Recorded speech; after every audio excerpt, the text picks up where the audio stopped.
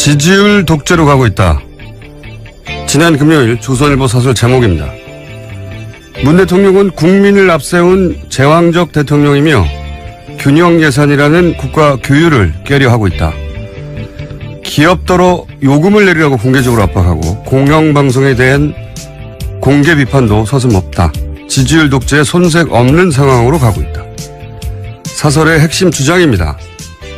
미디어의 영향력은 현재적 이슈의 경중을 따져서 대중에게 이것이 중요한 것이며 이렇게 생각하는 것이 옳다고 설정하는 능력에 달렸죠. 조선일보는 그렇게 핵심 아젠다 세터였습니다.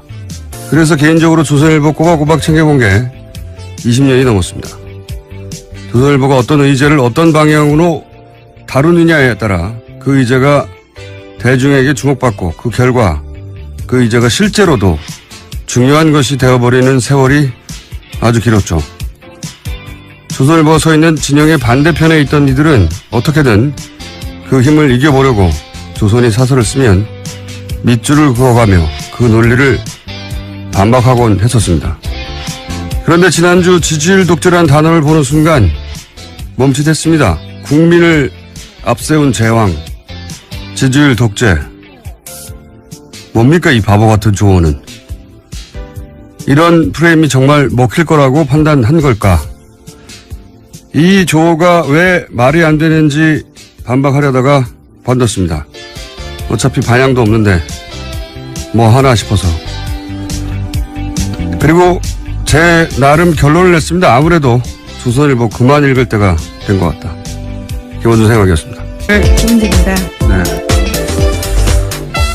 조선일보 이 기사 읽어보셨어요, 사설? 예, 그 기사는 못 봤네요.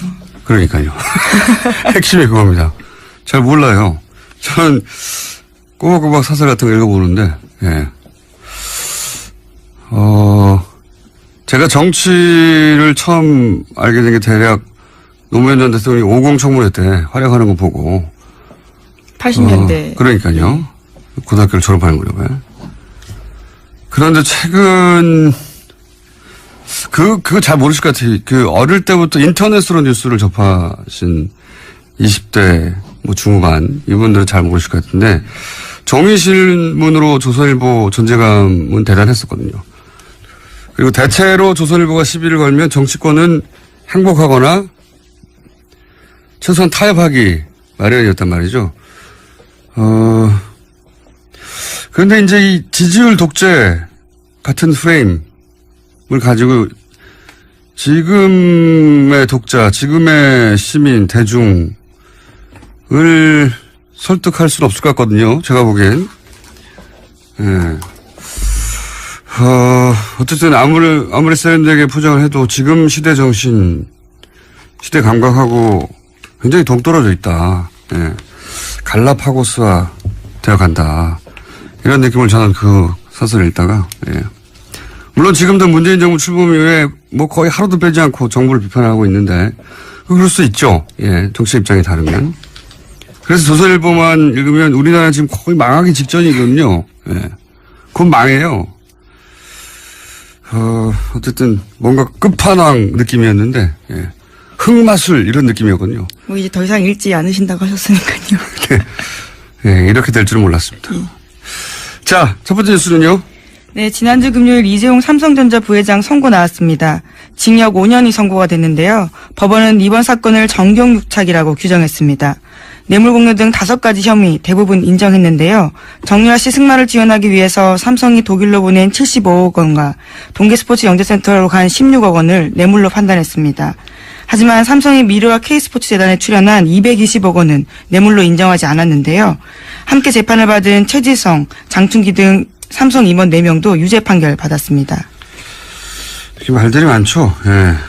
근데 이제 저희가 3부입니까? 4부. 이정열. 네, 4부. 저보다 어떻게 순서를 잘 알아요. 나오지도 않으면서. 이정열 전 판사님 직접 나오셔가지고 한번 짚어주실 텐데, 개인적으로도 이해 안 가는 점들이 몇 가지 있습니다. 이제 혐의는 대부분 다 인정했는데, 형량이 낮다, 이런 얘기도 있긴 한데, 논리적으로도 잘 이해가 안 가는 부분이 있어요. 예를 들면, 승마 지원은 뇌물이라고 했잖아요. 예. 그렇죠. 뭐 정유라 씨도 받은 사람 수혜자가 뇌물이라고 하니까 결정적이었다는 평가를 받고 있습니다. 평가를 받는데 실제로 결정적인지는 판사님 마음속에 들어봐야 하는 거고 어쨌든 뇌물 지원은 뇌물이잖아요. 그러니까 이게 승마 지원은 뇌물이잖아요. 그렇죠. 그거 인정했고 그리고 그 K스포츠 재단도 최순실 사익 추구의 수단이라는 것도 인정했잖아요. 예, 재단에 관련해서는 그렇게 인정을 했습니다.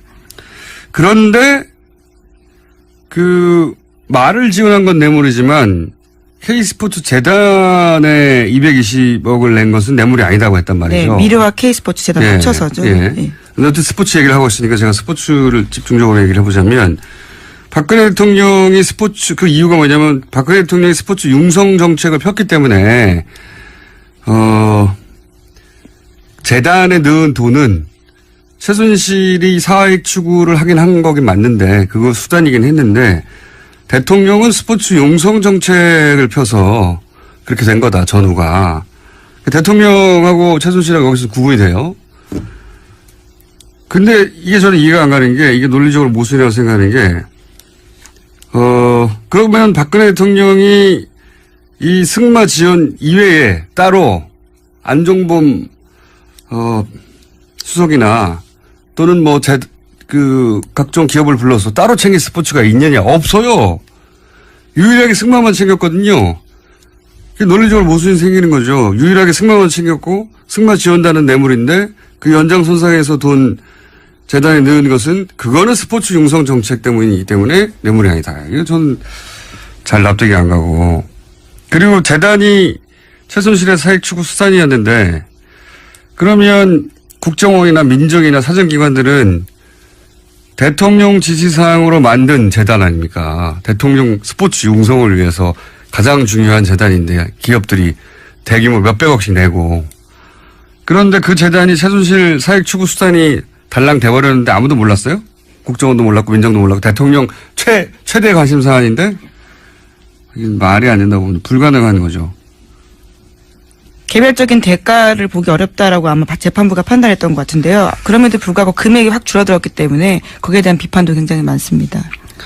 그리고 더 나아가서 예를 들어서 그러니까 여기서 220억 원이 빠지면서 확 줄어들게 되죠. 그 형을 따질 때. 네, 그렇죠. 정도가. 그리고 재산을 국외로 도피한 혐의 이게 50억 이상이면 또 10년 이상이거든요. 무조건 10년 이상인데 50억이 안 되고 37억만 됐어요. 왜냐면은 승마 지원을 위해서 79억을 쐈는데 그중에서 42억은 독일에 있는 삼성전자 계좌를 이용했다는 겁니다. 그러니까 재산의 국외 도피로 보기 어렵다는 거죠. 그 돈이 삼성전자 독일 계좌에 그냥 있으면은 아니죠. 거기서 나갔잖아요. 나가서 최순실한테 갔지 않습니까? 저는 중간에 삼성전자를 계좌를 이용했든 안 했건 그게 무슨 상관이냐. 결국은 삼성의 돈이 최순실한테 갔는데 국외로.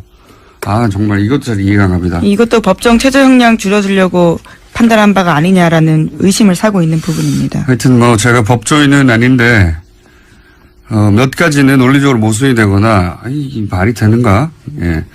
승마 지원은 뇌물인데 K스포츠 재단에 준 돈은 뇌물이 아니다. 왜냐하면은 K스포츠 재단은 스포츠 융성 정책에 의한 거기 때문에 그래서 삼성이 그런 생각을 못했다는 거 아닙니까? 이걸 주면 뇌물이 될 거라는 생각을. 그러면 대통령이 따로 챙긴 스포츠가 있냐 이거죠. 없어요, 없어. 말밖에 안 챙겼는데.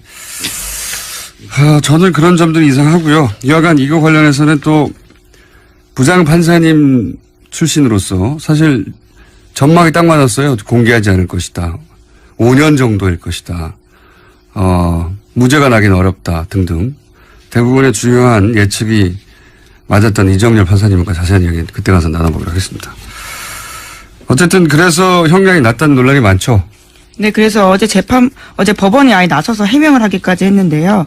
유죄가 인정된 부분은 89억 원이기 때문에 형량이 지나치게 낮다라는 표현은 생각해 볼 여지가 있다라고 주장했습니다.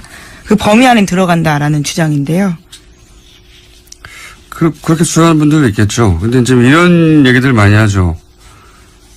예전에 이제 대기업 총수들이 5년 정도 1심에서 받고 그런 다음에 3년 이하로 감량해가지고 집행유예로 풀려나는. 네, 주로 2심에서 그렇게 예, 됐었죠. 2심에서.